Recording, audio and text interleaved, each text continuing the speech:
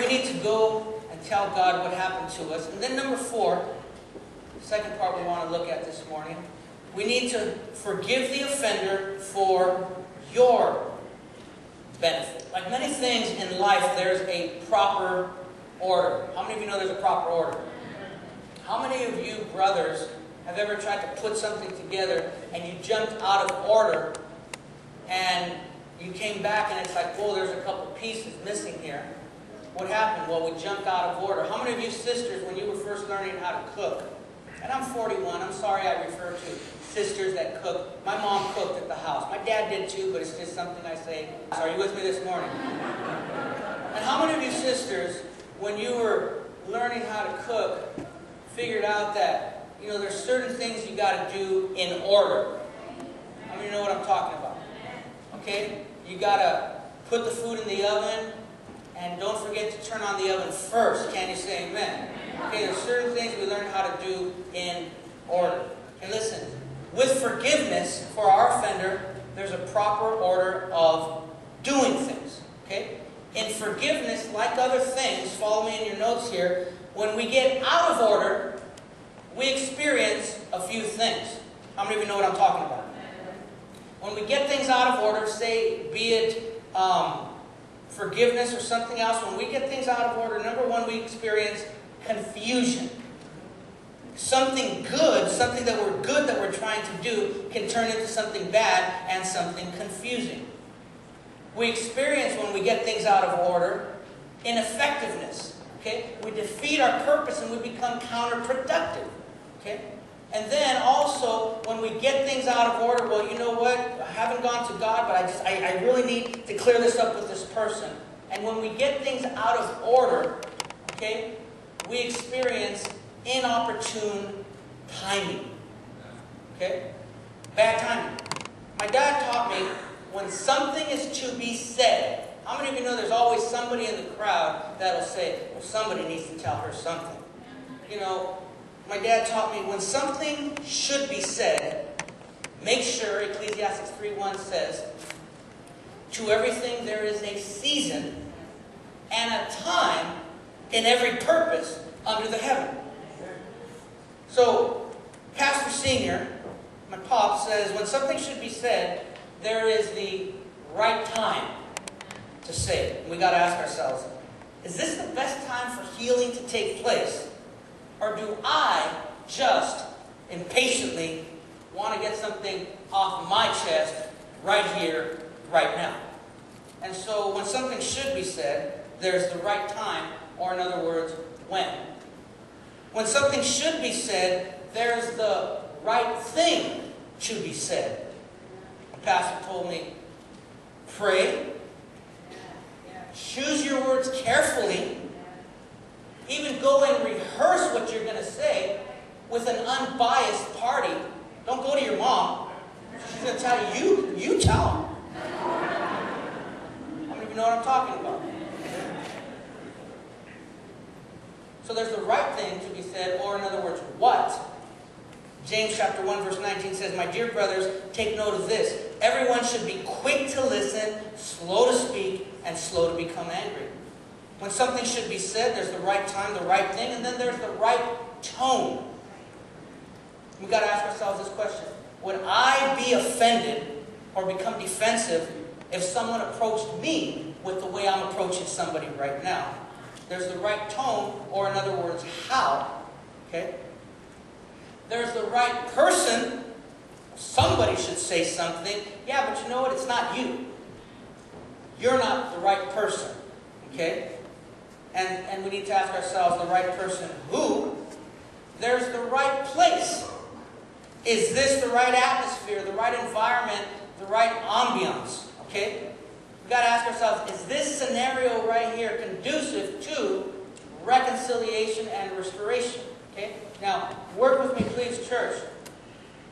How many of you love your pastor? Amen. Okay. You know, the parking lot is not the best place for counseling, brothers and sisters. You want to talk to me? I'll talk to you. Please set up an appointment, or please say, can we go up to your office for a second? But, man, that parking lot is turning into, you know, counseling center. Are you with me this morning? You still love me? Yeah. And then there's the right purpose, the right time, the right thing, the right tone, the right person, the right place. When something ought to be said, there's the right purpose. And we need to ask this: before God, what do I sincerely and genuinely and honestly attempt to accomplish by expressing what I'm about to share? What is my motive, or in other words, why? Is anybody with me this morning? We got to keep it in control. We got to keep it in order. And so what is the proper order of forgiveness? The proper order of forgiveness then is first vertical, and then horizontal. Anybody with me? First vertical, and then don't go give somebody a piece of your mind and then go back and pray, God bless what I just told them. Are you with me? Vertical, and then horizontal. Why is it important that we go to God first? We've got to get things right with God first before we can get things right with each other. You can't get anything right with anybody until you and I have gotten things right with God. Number one. And number two, another advantage of going to God is this. Before we go make fools of ourselves, we need to go before the Lord before we approach our offender, because God is going to show us the error of our ways. Anybody with me? God's going to show us the error of our ways. Look with me in Luke. Look in Luke, chapter 5, verse 4 through 8. How many of you know great and deep things happen when we start getting closer to Jesus? Luke chapter 5, verse 4 through 8. And if anyone has offended you, if you're in a state of hurt, now more than ever is the time to draw near to God. Luke chapter 5, verse 4. When he had finished speaking, he said to Simon, put out into deep water. Now, the scenario here is that the guys have been fishing all night, and then Jesus, they start coming in the morning. How many of you brothers and sisters, because I know my girls like to go fishing, how many of you brothers and sisters like to go fishing? And how many of you know the middle of the day is not the best time to go fishing? Middle of the day is not the best time to go fishing. I'll tell you why. Because fish don't like heat. I'll tell you why. Because fish can see the shadows moving. You want to go fishing? First thing in the morning. Second best choice when the sun's going down. Anybody with me? So here these guys have been fishing all night, and now they're coming in, and Jesus says, can I use your boat? There's an acoustical dynamic when I'm in the water right here on your boat, and there's mountains. The water carries my voice, and it traps it within these mountains, and I can speak to thousands of people at one time if you just let me use your boat.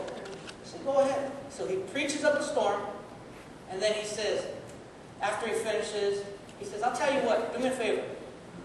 Put your nets out over there and listen to what Peter's response is. He says, Simon answered, he says, put out in deep water and let down the nets for a catch. Simon answered, Master, we've worked hard all night and haven't caught anything. But because you say so, I will let down the nets. How many of us do that to Jesus? He tells us what to do and we say, what do you think I've been doing, Lord?